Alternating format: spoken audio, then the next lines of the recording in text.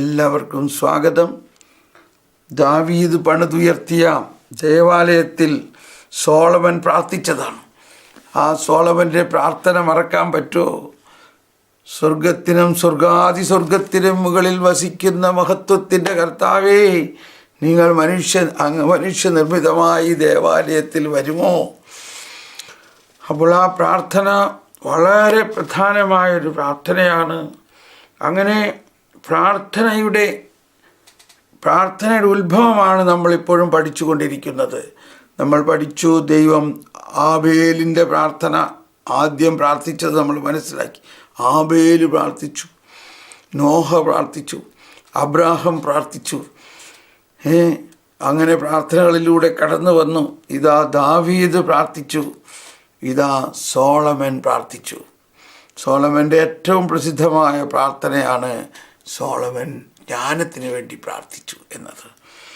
ഇനി ആ ദേവാലയം, ജെറുസലേം ദേവാലയം ഒരു വലിയ ചരിത്ര സംഭവമാണ്. ഈ പ്രപഞ്ചത്തിൽ അതുപോലെ ഒരു ദേവാലയം ഉണ്ടാക്കപ്പെട്ടിട്ടില്ല.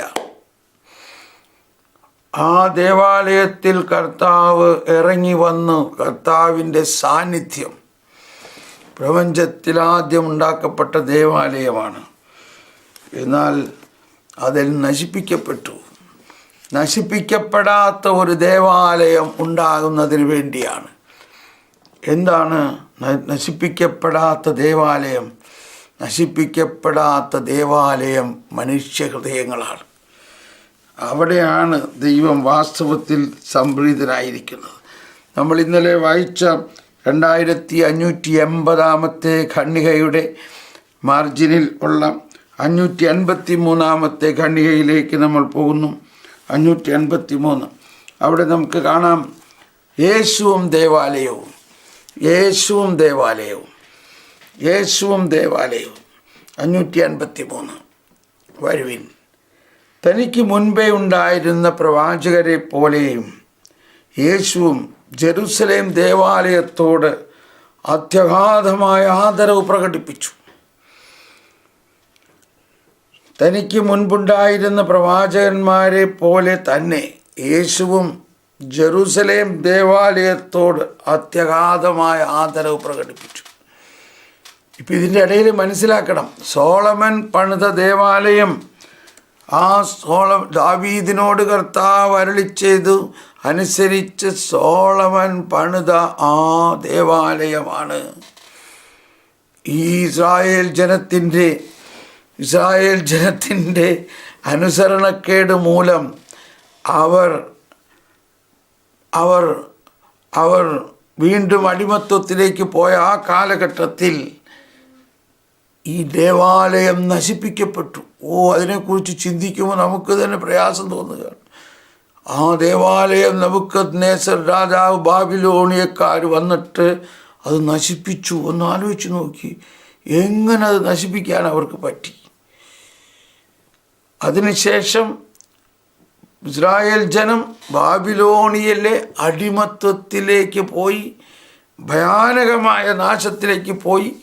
കർത്താവിൻ്റെ സ്വന്തം ജനം, കർത്താവ് കൈപിടിച്ചു കൊണ്ടുവന്ന ജനം കർത്താവിനെ അനുസരിക്കാതിരുന്നത് മൂലം, കർത്താവിനെ ശ്രവിക്കാതിരുന്നത് മൂലം മാത്രമാണ് ഭയാനകമായ അടിമത്വത്തിലേക്ക് പോയി. എന്നെങ്കിലും കർത്താവ് അവരെ വിട്ടില്ല.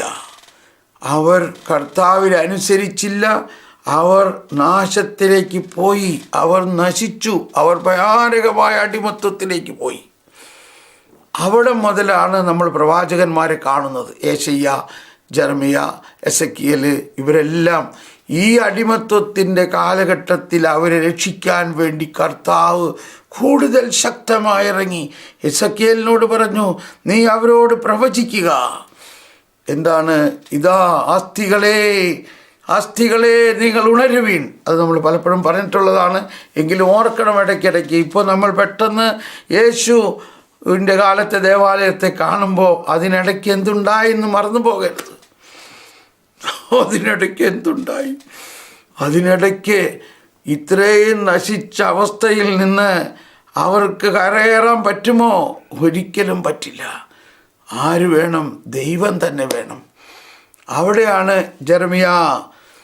ജെറമിയായോട് പറഞ്ഞു, എൻ്റെ ജനം 2 പാപം ചെയ്തു. എന്താണ്? ഒന്ന്, എന്നെ തിരസ്കരിച്ചു. അതാണ് ആദ്യത്തെ പാപം. അങ്ങനെ അവർ അടിമത്തത്തിലും ഭയാനകതയിലും പോയി. ഈ ദേവാലയം പോലും അവരുടെ ദേവാലയം നശിപ്പിക്കപ്പെട്ടു. അവരെ പട്ടണം പിടിച്ചെടുത്തു. അവർ അടിമത്വത്തിലേക്ക് പോയി. എന്നാൽ ആ ജനതയോട് പ്രവചിക്കാനാണ് പറയുന്നത്. ജെറമിയ പറയുകയാണ്, എനിക്ക് നിങ്ങളെക്കുറിച്ചൊരു പദ്ധതിയുണ്ട്. ഇതാണ് ജെറമിയ 29:11. നിങ്ങളുടെ നാശത്തിനുള്ള പദ്ധതിയല്ല. ഈ അർത്ഥത്തിലാണ് ആ വചനത്തെ നമ്മൾ മനസ്സിലാക്കേണ്ടത്. പറയുമ്പോൾ എനിക്ക് വേദനയാണ്. ഈ അർത്ഥത്തിലാണോ നമ്മൾ അതിനെക്കുറിച്ച് കേൾക്കാറുള്ളത്? ഈ നാശത്തിലേക്ക് പോയ ജനത്തെ, തൻ്റെ ജനത്തെയോട് ജെറമിയായോട് പ്രവചിക്കാൻ പറയുകയാണ്, എനിക്ക് നിങ്ങളെക്കുറിച്ചൊരു പദ്ധതിയുണ്ട്, അത് ഞാൻ കൈവെടിയില്ല. നിങ്ങളുടെ നാശത്തിനുള്ള പദ്ധതിയല്ല, നിങ്ങളുടെ രക്ഷയ്ക്കുള്ള പദ്ധതിയാണ്. നിങ്ങളുടെ സുഖകരമായ ഭാവിക്കുള്ള പദ്ധതിയാണ്. നിങ്ങളുടെ ഐശ്വര്യം ഞാൻ പുനഃസ്ഥാപിക്കും. നിങ്ങൾ എന്നെ അന്വേഷിക്കും.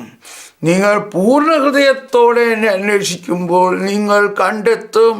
നിങ്ങൾ എന്നെ കണ്ടെത്താൻ ഞാൻ ഇടയാക്കും. നിങ്ങൾ എന്നെ കണ്ടെത്താൻ ഞാൻ ഇടയാക്കും. അതാണ് റിസ്റ്റോറേഷൻ. അവിടെ മുതലാണ് വലിയ രഹസ്യം. ഞാൻ നിങ്ങൾക്ക് പുതിയ ഹൃദയം നൽകും. ഞാൻ നിങ്ങളുടെ കഠിന ഹൃദയം മാറ്റി ഇതൊക്കെ കർത്താവ് തന്നെയാണ് ചെയ്യുന്നത്. അങ്ങനെ ജനം വീണ്ടും ജെറുസലേമിലേക്ക് വരുന്നു. പിന്നീട് ഹഗ്ഗായിയുടെ കാലത്തൊക്കെ പണിയുവിൻ ഹഗ്ഗായിയോട് പറയുകയാണ്, പണിയുവിൻ എനിക്ക് വേണ്ടി പുതിയ ദേവാലയം പണിയുവിൻ. അങ്ങനെ ജെറുസലേം ദേവാലയം പുതുക്കിപ്പണിതു.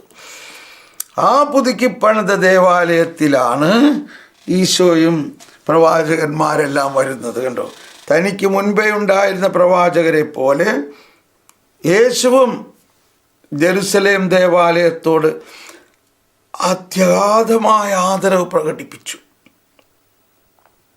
അവിടുത്തെ ജനനത്തിന് ശേഷം 40-ാം ദിവസം ജോസഫും മറിയമും അവിടെയാണ് അവിടുത്തെ കാഴ്ചവെച്ചത്. കണ്ടോ, ആ ജെറുസലേം ദേവാലയത്തിൽ, ഈ പുതിയ ജെറുസലേം ദേവാലയത്തിൽ അവിടുത്തെ കർത്താവ് ഈശോ മിശിഹായെ, ആ ശിശുവിനെ കാഴ്ചവെച്ചത്.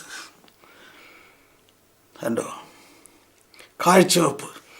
താൻ തൻ്റെ പിതാവിൻ്റെ കാര്യങ്ങളിൽ വ്യാപൃതനായിരിക്കണമെന്ന് തൻ്റെ മാതാപിതാക്കളെ അനുസ്മരിപ്പിക്കാൻ വേണ്ടി ദേവാലയത്തിൽ തന്നെ കഴിയുവാൻ 12 വയസ്സായിരിക്കെ അവിടുന്ന് തീരുമാനിച്ചു. ഇതൊക്കെ നമ്മൾ ഇഷ്ടം പോലെ എല്ലാ ദിവസവും ധ്യാനിക്കുന്നതാണ് ഇല്ലേ?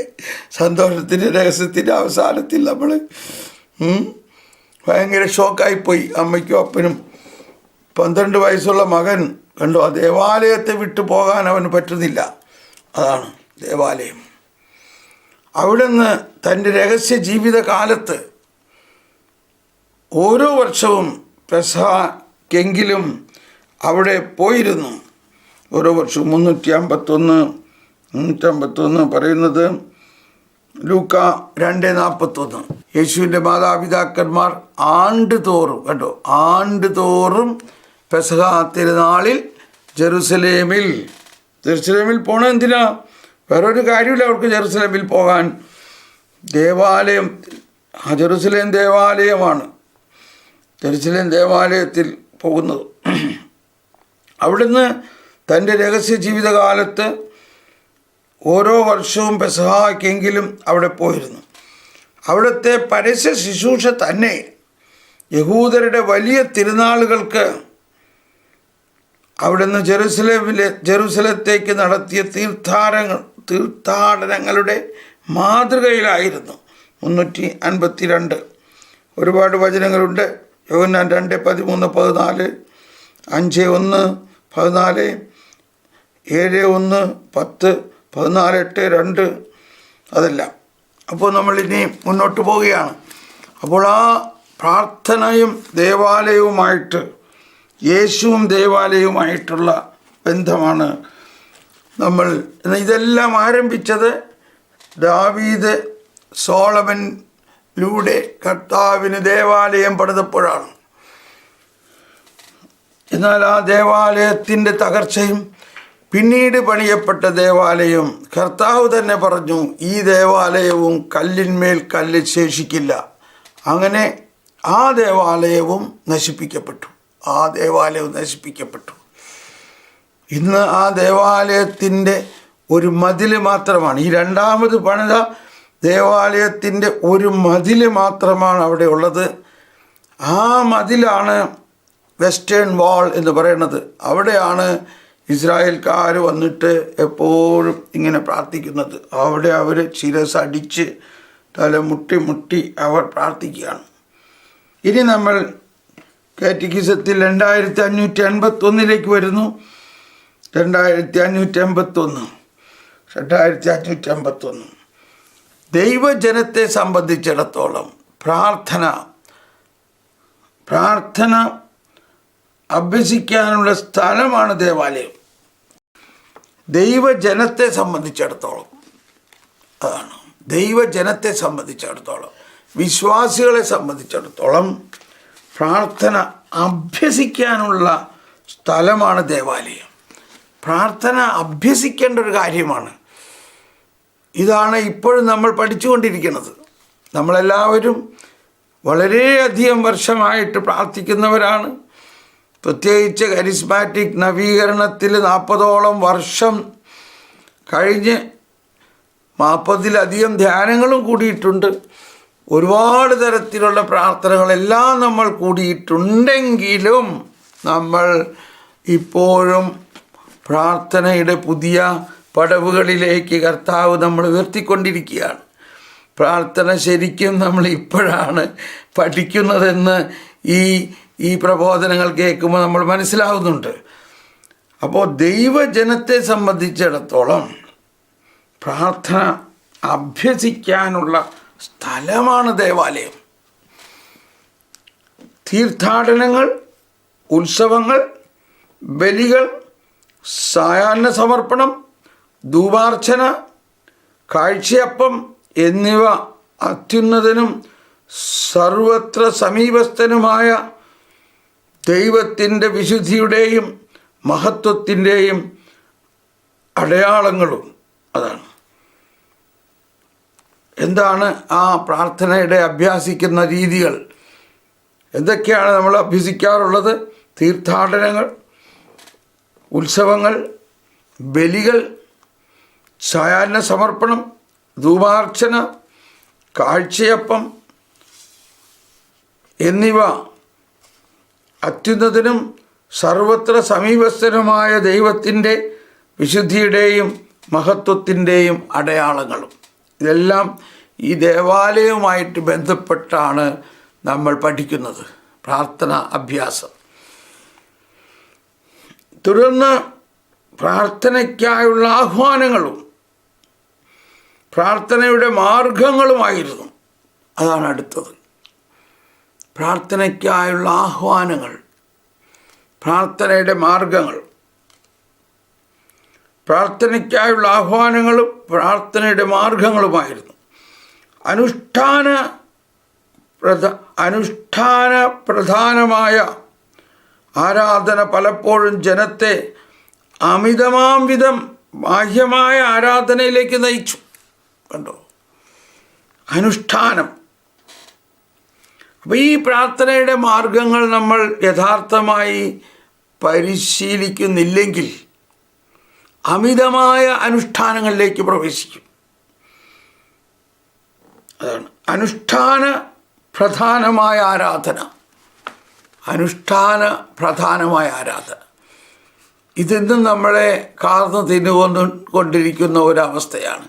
അനുഷ്ഠാന പ്രധാനമായ ആരാധന പലപ്പോഴും ജനത്തെ അമിതമാം വിധം ബാഹ്യമായ ആരാധനയിലേക്ക് നയിച്ചു. കണ്ടോ? വിശ്വാസത്തിനുള്ള ശിക്ഷണവും ഹൃദയ പരിവർത്തനവും ആവശ്യമായിരുന്നു. വിപ്രവാസത്തിന് മുൻപും, അതാണ് പ്രവാസ കാലഘട്ടം, കണ്ടോ? ബാബിലോണിയൻ പ്രവാസം. വിപ്രവാസത്തിന് മുൻപും പിൻപും പ്രവാചകന്മാരുടെ ദൗത്യം ഇതായിരുന്നു. പ്രവാചകന്മാരെ ദൈവത്തിലേക്ക് മനുഷ്യൻ്റെ ഹൃദയത്തെ തിരിക്കാൻ വേണ്ടിയാണ് എല്ലാം ചെയ്തത്. എന്നിട്ടും ജനം ബാഹ്യമായ, അപ്പോൾ നമ്മൾ ഇപ്പോഴും ഈ ബാഹ്യമായ ചില ആചാരങ്ങളിൽ കുടുങ്ങിക്കിടക്കുന്നുണ്ടോ എന്ന് ചിന്തിക്കുക. തീർച്ചയായിട്ടും നിങ്ങളാരും അതിലില്ല എന്നെനിക്കറിയാം. എന്നിരുന്നാലും ചിലർ പറയും, എൻ്റെ ബ്രദറെ, ഞാൻ ഇത്ര സ്വർഗസ്ഥനായി ഇതാവ് ചൊല്ലി, ഇത്ര പ്രാവശ്യം ഞാൻ വിശ്വാസ പ്രമാണം ചൊല്ലി. ഈ ഇടയ്ക്ക് കൂടി ഒരു സഹോദരി എന്നോട് വിളിച്ചു പറഞ്ഞു, ബ്രദറെ, എനിക്ക് വേണ്ടി ഒന്ന് പ്രാർത്ഥിച്ച്, എനിക്ക് ഭയങ്കര ഒരു പ്രശ്നമായിട്ട് തോന്നണം എൻ്റെ അകത്ത്. സാധാരണ ഇങ്ങനെ പ്രശ്നം ഉണ്ടാകുമ്പോൾ ഞാൻ കുറേ സ്വർഗസ്ഥനായ പിതാവ് ചെല്ലും. ഞാൻ പറഞ്ഞു, നിർത്തൂ, കണ്ടോ? കുറേ കുറേ വിശ്വാസ പ്രമാണം ചെല്ലും. കുറേ വിശ്വാസ പ്രമാണം ചെല്ലുന്നതിൻ്റെ അർത്ഥം തന്നെ വിശ്വാസത്തിൽ പൂർണ്ണത പ്രാപിച്ചിട്ടില്ല എന്നുള്ളതിൻ്റെ അർത്ഥമാണ്, അടയാളമാണ്. നീ കുറേ വിശ്വാസ പ്രമാണം ചെല്ലുകയല്ല വേണ്ടത്, വിശ്വസിക്കണം. അതാണ് വേണ്ടത്. വിശ്വാസം വേണം. ഇപ്പം ഇവിടെയെല്ലാം പള്ളികളിൽ വിശ്വാസ പ്രമാണം മുഴുവനും ചെല്ലാനല്ല പറയണത്. കൊറോണ ആയിട്ട് നമ്മൾ ജ്ഞാനസ്നാന സമയത്ത് വിശ്വാസ പ്രമാണം ചെല്ലുമായിട്ട് ചെല്ലാൻ, അപ്പം അച്ഛൻ മാത്രം വിശ്വാസ പ്രമാണം ചെല്ലും. നമ്മൾ എന്ത് പറയണം? ഞാൻ വിശ്വസിക്കുന്നു, ഐ ബിലീവ്. ഓരോന്നും പറയും യെസ് ഐ ബിലീവ്, ഇങ്ങനെ പറഞ്ഞാൽ മതി നമ്മൾ. അപ്പം എത്ര വിശ്വാസ പ്രമാണം ചെല്ലുന്നതിലല്ല, വിശ്വസിക്കുന്നതിലാണ്, ഹൃദയത്തിൽ അത് വിശ്വസിക്കുന്നതിലാണ് കാര്യം. അപ്പോൾ നമ്മളിപ്പോഴും അനുഷ്ഠാനങ്ങളിൽ, അങ്ങനെ ഈ 400 പ്രവാചകന്മാരും അവരുടെ ദൈവത്തെ അനുഷ്ഠാനത്തിലൂടെ ഉണർത്താൻ നോക്കിയിട്ട് ഉണരുമോ? ഒന്നാമത് അത് ദൈവമല്ല, അത് മനസ്സിലാകുന്നില്ല. ഭയങ്കര ഒരു വാതുവെപ്പ്. അവസാനം പറഞ്ഞു, ഇനി നിങ്ങൾ നിർത്തും, നിങ്ങളുടെ സമയം കഴിഞ്ഞു, ഇനി ഞാൻ സത്യദൈവത്തെ വിളിക്കാൻ. കണ്ടോ? അവർ രാവിലെ മുതൽ ഉച്ചവരെ വിളിച്ചിട്ട് ഒരനക്കവുമില്ല. ഇതാ ഒറ്റ മിനിറ്റ് കൊണ്ട് ഏലിയ പ്രവാചകൻ പറയാണ്, ഇസ്രായേൽ ജനങ്ങളെ, ഇതാ ഏക സത്യദൈവമായ അങ്ങയെ ഞങ്ങൾ വിളിക്കുന്നു. ആകാശത്തിൻ്റെയും ഭൂമിയുടെയും സൃഷ്ടാവായ ദൈവമേ. ഇത് മലങ്കര കുർബാനയിലെ പ്രത്യേക ഒരു പ്രാർത്ഥനയാണ്. കർത്താവേ അങ്ങ് ഉത്തരമരുളണമേ, കർത്താവേ അങ്ങ് ഉത്തരമരുളണമേ, കർത്താവേ അങ്ങ് ഉത്തരമരുളണമേ എന്ന് മലങ്കര കുർബാനയിൽ വൈദികൻ കരങ്ങൾ ഉയർത്തി പ്രാർത്ഥിക്കുന്നത് ഈ പ്രാർത്ഥനയാണ്. ഏലിയ പ്രാർത്ഥിച്ച പ്രാർത്ഥനയാണ്, പരിശുദ്ധാത്മാവ് ഇറങ്ങി വരുന്നതിന് മുൻപായിട്ട്.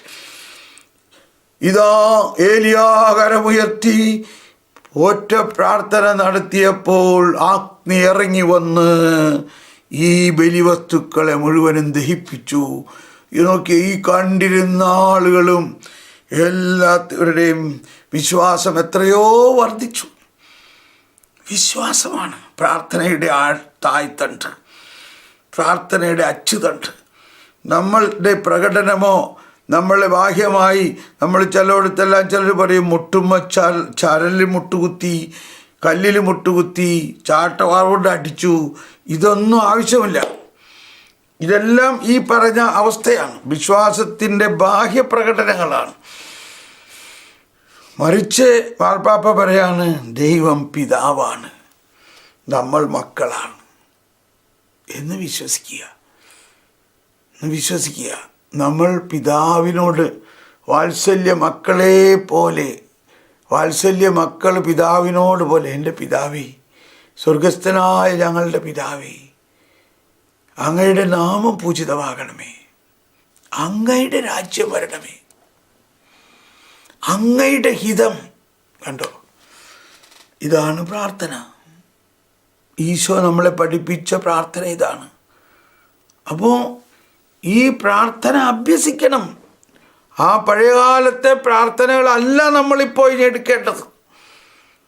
നമ്മളെ ആ ആചാരങ്ങളിൽ കുടുങ്ങിയല്ല വേണ്ടത്, ബാഹ്യമായ പ്രാർത്ഥനകളല്ല വേണ്ടത്, ആന്തരികമായി. കണ്ടോ, ഇന്നത്തെ ഉദ്ധരണിയിൽ വിശുദ്ധ തോമസ് അക്വീനാസ് പറഞ്ഞു കേട്ടോ,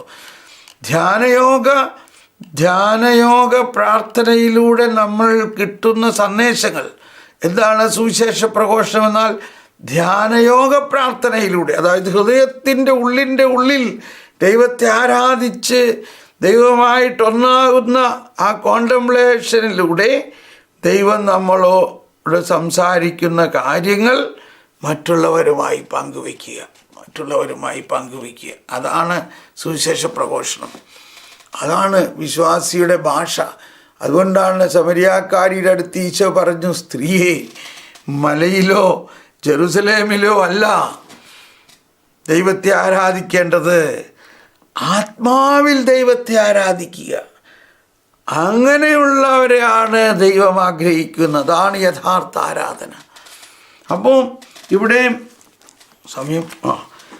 ഏലിയായും പ്രവാചകന്മാരും, അപ്പോൾ ഏലിയായും പ്രവാചകന്മാരുടെയും കാലം മുതലേ തന്നെ ഇസ്രായേൽ ജനത്തോട് തന്നെ ഇത് തന്നെയാണ് പറഞ്ഞത്. അതിൻ്റെ ഒരു ഉദാഹരണമാണ് ഏലിയ തന്നെ, ഈ പ്രവാചകന്മാർ തന്നെ അതിന് ഉദാഹരണങ്ങളാണ്. അപ്പോൾ ആ തീഷ്ണത എന്ന് പറയുന്നത് ഏലിയായുടെ തീഷ്ണതയാണ് നമ്മൾ കണ്ടത്. ഏലിയ, പിതാവേ, ദൈവമേ, അബ്രാഹത്തിൻ്റെയും ഇസ്ഹാക്കിൻ്റെയും ഇസ്രായേലിൻ്റെയും ദൈവമേ, ആകാശവും ഭൂമിയും സൃഷ്ടിച്ച ഞങ്ങളുടെ ദൈവമേ, അഗ്നി അയക്കണമേ. ഇതാ അഗ്നി വന്നു. അപ്പോൾ നമ്മുടെ പലരും പറയുന്നുണ്ട്, ബ്രദറെ, ഇത്രയും പ്രാർത്ഥിച്ചിട്ട് എന്തുകൊണ്ട് ദൈവം എൻ്റെ പ്രാർത്ഥന കേട്ടില്ല? അതിൻ്റെ ഉത്തരം ഇതാണ്, നമ്മൾ അനുഷ്ഠാനത്തിലൂടെയാണ് പ്രാർത്ഥിക്കുന്നത്. ഹൃദയം അകലെയാണ്. അതുകൊണ്ടാണ് ഈശോ ഇത് തന്നെ പലരോടും പറയുന്നുണ്ട്, അവരുടെ ഹൃദയം അകലെയാണ്, അവർ അനുഷ്ഠാനത്തിലാണ്. അതുകൊണ്ട് അവരെ വിട്ടേക്ക്, ആ രീതി അല്ല പ്രാർത്ഥിക്കേണ്ടത്. അതുകൊണ്ടാണ് ശിഷ്യന്മാർ ഈശോയോട് പറഞ്ഞു, ഞങ്ങളെ അങ്ങ് പ്രാർത്ഥിക്കാൻ പഠിപ്പിക്കണേ. എന്നിട്ട് ഈശോ പ്രാർത്ഥിക്കുന്ന രീതിയാണ് നമ്മുടെ പ്രാർത്ഥന, ഈശോ പ്രാർത്ഥിക്കുന്ന രീതി. മനസ്സിലായി? ഓക്കെ. 1150 ഉടമ്പടിയുടെ അടയാളങ്ങൾ തിരഞ്ഞെടുക്കുക. ഉടമ്പടിയുടെ അടയാളങ്ങൾ. തിരഞ്ഞെടുക്കപ്പെട്ട ജനം അതിൻ്റെ ആരാധനാ ജീവിതത്തെ വ്യതിരിക്തമാക്കുന്ന അടയാളങ്ങളും പ്രതീകങ്ങളും ദൈവത്തിൽ നിന്ന് സ്വീകരിച്ചു. ഉടമ്പടിയുടെ അടയാളങ്ങൾ. തിരഞ്ഞെടുക്കപ്പെട്ട ജനം അതിൻ്റെ ആരാധനാ ജീവിതത്തെ വ്യതിരിക്തമാക്കുന്ന അടയാളങ്ങളും പ്രതീകങ്ങളും ദൈവത്തിൽ നിന്ന് സ്വീകരിച്ചു. അവ ഇനിമേൽ പ്രാപഞ്ചിക സംഭവ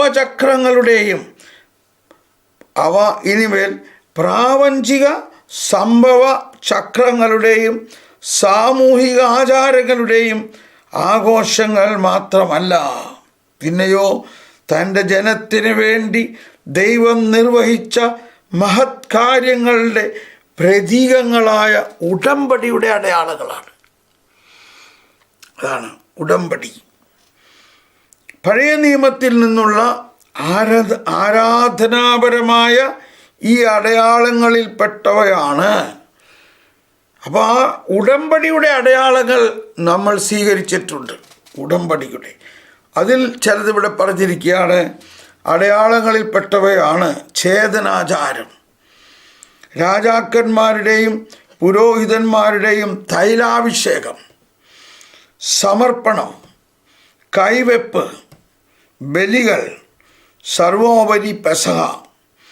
ഈ അടയാളങ്ങൾ സഭ പുതിയ ഉടമ്പടിയുടെ കൂദാശകളുടെ പ്രതിരൂപങ്ങൾ ദർശിക്കുന്നു. ഈ അടയാളങ്ങളിൽ സഭ പുതിയ ഉടമ്പടിയുടെ കൂദാശകളുടെ പ്രതിരൂപങ്ങൾ ദർശിക്കുന്നു. അപ്പോൾ ഈ പഴയ നിയമ കാലഘട്ടത്തിൽ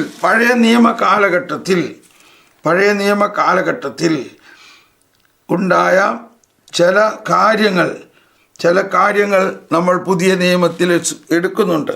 എന്തുകൊണ്ടാണത്? അത് ഉടമ്പടിയുടെ അടയാളങ്ങളാണ്. ശ്രദ്ധിക്കണം, ഉടമ്പടിയുമായിട്ട് ബന്ധപ്പെട്ടുള്ള അടയാളങ്ങളുമാണ്. അബ്രാഹവുമായിട്ടുള്ള ഉടമ്പടിയുടെ അടയാളമായിട്ട് അബ്രാഹത്തോട് കർത്താവ് പറഞ്ഞു, ഛേദനം നടത്തണം. അത് സ്വീകരിക്കുന്നു. അതുപോലെ തന്നെ അതിനൊരു കൗതാശികത നൽകിയിരിക്കുന്നതാണ്. ബാഹ്യമായ ഛേദനമല്ല, ആന്തരികമായ ഛേദനം. അതാണ് മാമോദീസ. പിന്നെ തൈലാഭിഷേകം, രാജാക്കന്മാരുടെയും പുരോഹിതന്മാരുടെയും തൈലാഭിഷേകം. അങ്ങനെ തൈലാഭിഷേകം നടത്തി പരിശുദ്ധാത്മാവിൻ്റെ ആവാസത്തിന് വേണ്ടി പ്രാർത്ഥിക്കുന്നു. അതാണ് നമ്മൾ ഉടമ്പടി പ്രകാരം സ്വീകരിച്ചിരിക്കുന്ന ആ തൈലാഭിഷേകത്തിൻ്റെ തുടർച്ചയാണ് നമ്മൾ സ്ഥൈര്യലേപനം. ആ സ്ഥൈര്യലേപന സമയത്ത് തൈലാഭിഷേകം കൊണ്ട് വൈദികൻ നമ്മുടെ ആത്മാവിലും നമ്മുടെ ശരീരത്തിൻ്റെ പ്രധാന ഭാഗങ്ങളിലും എല്ലാം തൈലാഭിഷേകം നടത്തുന്നു. അങ്ങനെ ആ തൈലാഭിഷേക സമയത്ത് പ്രാർത്ഥിക്കുന്നു, കർത്താവേ, അങ്ങയുടെ പരിശുദ്ധാത്മാവ് എഴുന്നള്ളി വരട്ടെ. ഈ ഛേദനാചാരത്തിന് സമാനമായ മാമോദീസായിലും ഹൃദയത്തിൻ്റെ പരിച്ഛേദനം, അതിൻ്റെ മലയാളത്തിൽ മറ്റൊരു വാക്ക് പരിച്ഛേദനം, ആത്മാവിലുള്ള പരിച്ഛേദനമാണ് മാമോദീസ. അപ്പോൾ അത് ഉടമ്പടിയുടെ ഭാഗമായിട്ടാണ്. ആ ഉടമ്പടിയുടെ ഭാഗമായിട്ട് ഇനിമേൽ നീ അബ്രാമല്ല, അബ്രാഹമാണ്. പേര് മാറ്റി. കണ്ടോ, എല്ലാവരുടെയും പേര് മാറ്റി. യാക്കോബേ, ഇനിമേൽ നീ യാക്കോബല്ല, നിൻ്റെ പേര് ഇസ്രായേലാണ്. പേര് മാറ്റി. അവർക്കൊരു പുതിയ ജന്മം നൽകിയ പോലെയാണ്. അതുപോലെ നമുക്ക് പുതിയ ജന്മം നൽകുകയാണ്. നമ്മൾ അപ്പൻ്റെ അമ്മയുടെയും മക്കളായിട്ട് ജനിച്ചുവെങ്കിലും ഇനി ഈ ദേവാലയത്തിൽ വന്നു നിനക്ക് ആത്മാവിൻ്റെ പുതുജീവൻ നൽകിക്കൊണ്ട് ദൈവം നിനക്ക് പുതിയ പേര് നൽകുന്നു. പരിശുദ്ധാത്മാവേ, അങ്ങയുടെ പരിശുദ്ധാത്മാവ് ഇറങ്ങി വരണമേ. ഈ ജലത്തെ അങ്ങയുടെ ഈ മകന് ജന്മം കൊടുക്കുന്ന സഭയുടെ ഉദരമാക്കി മാറ്റണമേ എന്ന് പറഞ്ഞ് ആ ജലത്തിൽ കൈകൊണ്ട് തൈലം മുക്കിയിട്ട് ആ ജലത്തിൽ മുക്കി. കണ്ടോ, ആ തൈലം ബിഷപ്പ് ക്രിസ്മസിൽ അഭിഷേകം ചെയ്ത തൈലമാണ്. അങ്ങനെ ആ ദൈവത്തിൻ്റെ അഭിഷേകം പിതാക്കന്മാരിലൂടെ വൈദികരിലേക്കും ആ തൈലത്തിലേക്കും കടന്നു വന്ന് ആ തൈലം വെള്ളത്തിൽ മുക്കിയിട്ട് ആ വെള്ളത്തിൻ്റെ മേൽ പരിശുദ്ധാത്മാവ് ഇറങ്ങി വരണേ എന്ന് പ്രാർത്ഥിച്ചു. പരിശുദ്ധാത്മാവേ, ഈ ജലത്തെ ഈ നവജാതന് പുതിയ ജന്മം കൊടുക്കുന്ന സഭയുടെ ഉദരമാക്കി മാറ്റണമേ എന്ന് പ്രാർത്ഥിച്ചപ്പോൾ ആണ് അവിടെ ആ സംഭവം നടക്കുന്നത്. അപ്പോൾ ഇതൊക്കെ ഉടമ്പടിയുമായിട്ട് ബന്ധപ്പെട്ടിട്ടുള്ളതാണ്. കർത്താവ് ഉടമ്പടി ചെയ്തിരിക്കുന്നത് കൊണ്ടാണ് ആ സമയത്ത് ആ വെള്ളത്തിലേക്ക് പരിശുദ്ധാത്മാവ് വരുന്നതും ആ ഉടമ്പടിയുടെ ചിഹ്നമായ അഭിഷേക തൈലം കൈ കൊണ്ട് വെള്ളത്തിലേക്ക് മുക്കുമ്പോൾ വെള്ളത്തിൽ അഭിഷേകം വരുന്നതുമല്ല. എന്നമാതിരി സ്ഥൈര്യലേപന സമയത്ത് ആ രാജകീയ മുദ്ര കുത്തുന്നു. ദൈവം അവർക്ക് വീണ്ടും പുതിയ ദേവാലയം കൊടുത്തു. ആ പുതിയ ദേവാലയത്തിലാണ് ഈശോ ചെല്ലുന്നതും ഈശോ അവിടെ തന്നെ ആയിരിക്കാൻ ആഗ്രഹിച്ചതും. അതിനുശേഷം നമ്മൾ മനസ്സിലാക്കി നമ്മളുടെ പ്രാർത്ഥനകളെല്ലാം പഠിക്കാൻ ദേവാലയത്തിലാണ്. അതാണ് ദേവാലയം. പിന്നെ ഏലിയായും പ്രവാചകന്മാരും എല്ലാം എങ്ങനെയാണ് ജനത്തെ ആരാധനയിലേക്ക് നയിച്ചത്? അവരെല്ലാം വ്യത്യസ്തമായ ബാഹ്യമായ ആചാരങ്ങളിൽ കുടുങ്ങിക്കിടന്നിരുന്ന ജനത്തെ ആ ബാഹ്യമായ ആചാരങ്ങളിൽ നിന്ന് വിടുവിച്ച് ആ ബാഹ്യമായ ആചാരങ്ങളുടെ ചില അടയാളങ്ങളെ സഭ ദൈവജനത്തിൻ്റെ കൗതാശികമായ അടയാളങ്ങളാക്കി മാറ്റി നമ്മൾ അത് സ്വീകരിക്കുന്നു.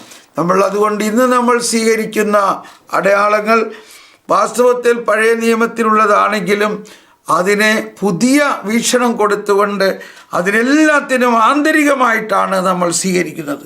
അതിൻ്റെ ബാഹ്യമായ അവസ്ഥ ഒരടയാളമാണെങ്കിൽ അതിൻ്റെ ആത്മീയത മുഴുവനും ആന്തരികമായിട്ട് നമ്മൾ സ്വീകരിക്കുന്നു.